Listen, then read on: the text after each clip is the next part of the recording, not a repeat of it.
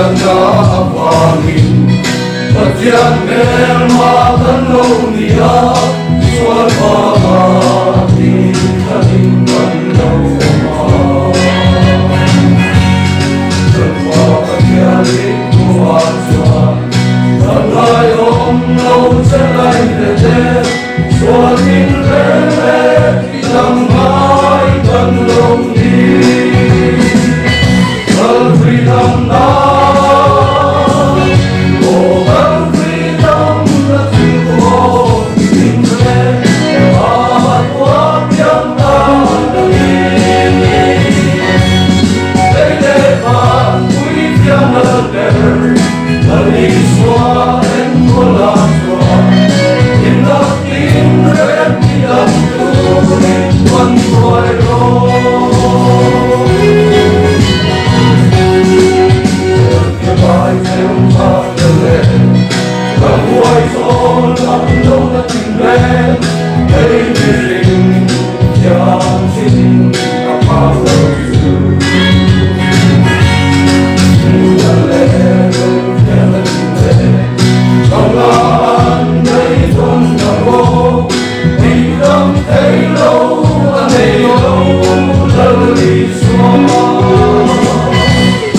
Freedom now,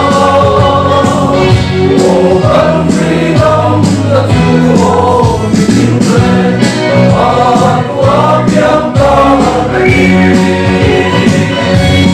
Leileva, kuitiang alber, aliswa en bulaswa, inatin ren kinautunin, pantuayo.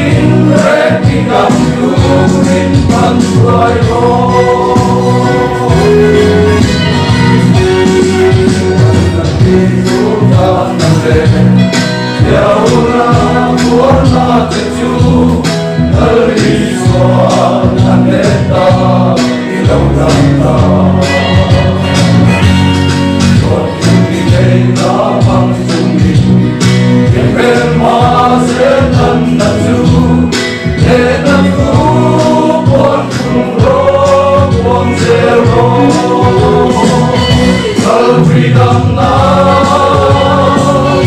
open the hospital home in red, at wabiang kahari. Leileva, lakot yamer, aliswa en bulaswa, inatin ren kinautunin, pantuayo.